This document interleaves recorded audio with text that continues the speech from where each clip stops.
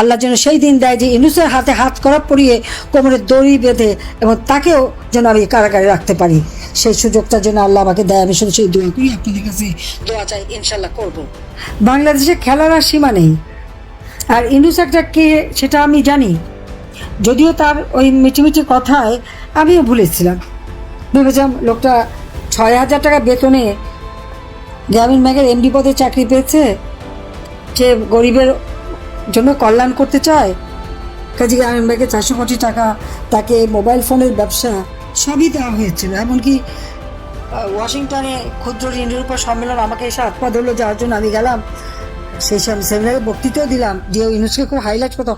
তখন তো আমি জানি না যে লোকটা এত বড় শয়তান, আর তার ভিতরে এত কূট চাল, এবং লোকটা এত অর্থলোভী, স্বার্থপর। এটা হলো বাস্তবতা।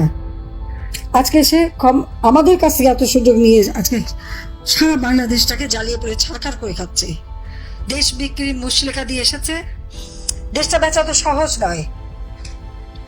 এই বাংলাদেশ লাখো শহীদের রক্তের বিনিময়ে অর্জিত। একথা সে তো আর মুক্তিযুদ্ধে কোনো অবদান নাই। এমনকি বাংলাদেশে যতগুলি ঘটে, বাংলাদেশে তো সে একটা পয়সাও কোনোদিন ইনভেস্টমেন্ট করে নাই, কিন্তু গরিবের রক্ত চুষে খেয়েছে। আর যত টাকা গ্রামীণ ব্যাংকের নামে এসেছে সব নয় করেছে।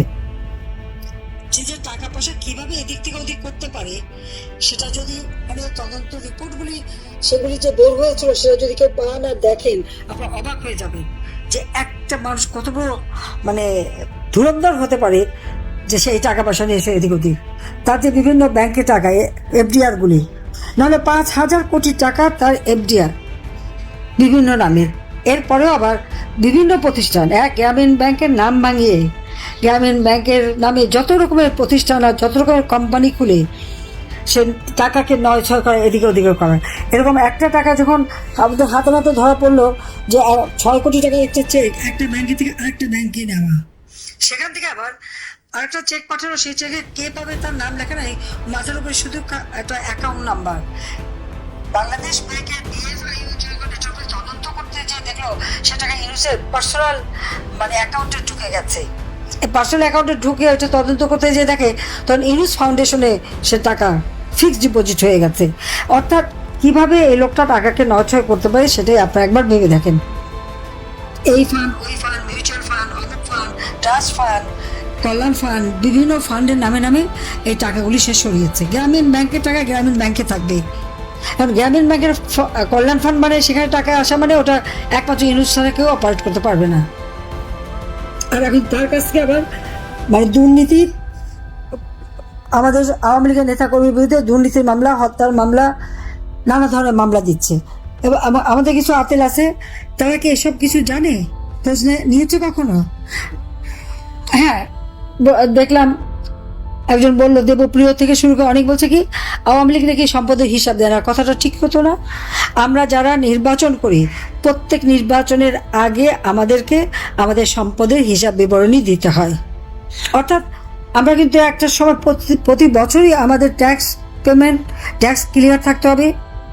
আওয়ামী লীগ পার্টি হিসেবে আমাদের সম্পূর্ণ টাকার হিসাব আমরা কিন্তু সেটা করে প্রতি বছর দিয়ে থাকি।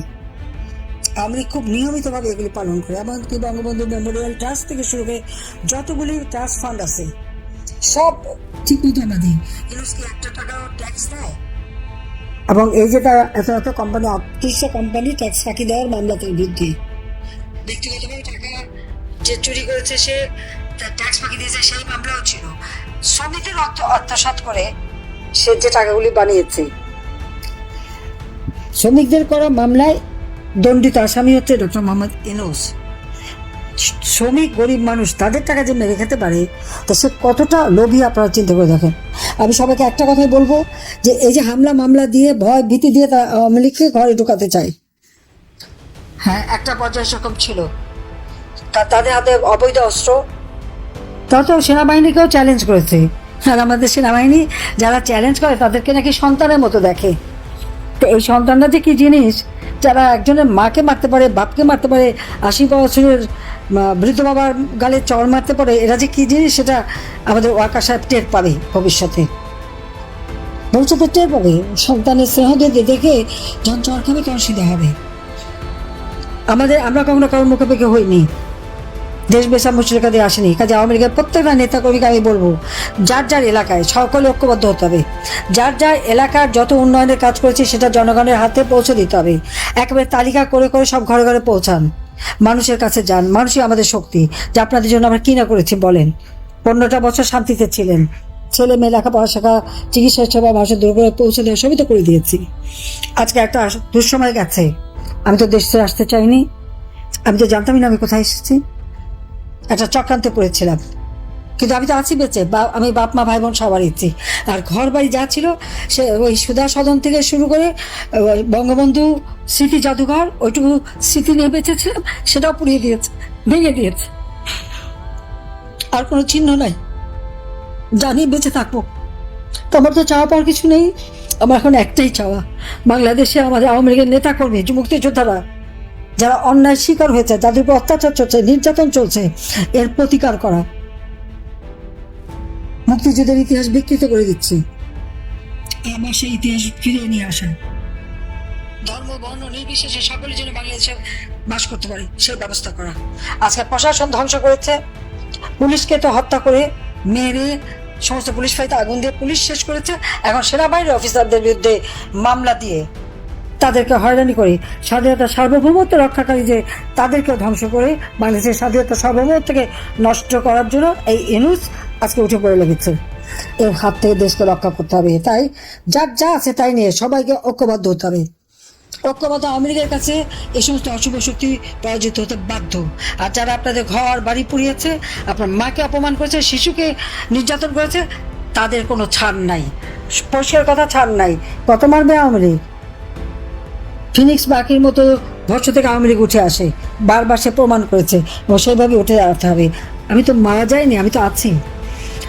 উদ্দেশ্য ছিল আমাকে এখানে হত্যা করার, তবু বেঁচে যখন আছি, আল্লাহ রাব্বুল আলামিন বাঁচিয়ে রেখেছেন, নিশ্চয়ই একদিন আমি সুযোগ পাবো।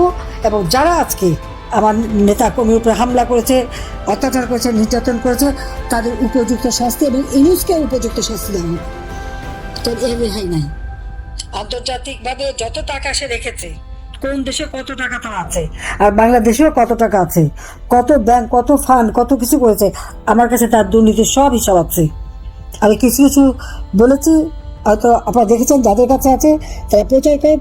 আরও অনেক তথ্য আছে, আমি এখানে বসে নাই, সমস্ত কাগজপত্র আমি ঘেটে ঘেটে ঘেটে ঘেটে, কারণ আমার কাছে ছিল কিছু, আমি সেগুলো সমস্ত ডাউনলোড করেছি, প্রিন্ট করেছি, এবং আমি সেগুলির উপরে কাজ করে আমি এই সমস্ত তথ্যগুলি ছাড়বো।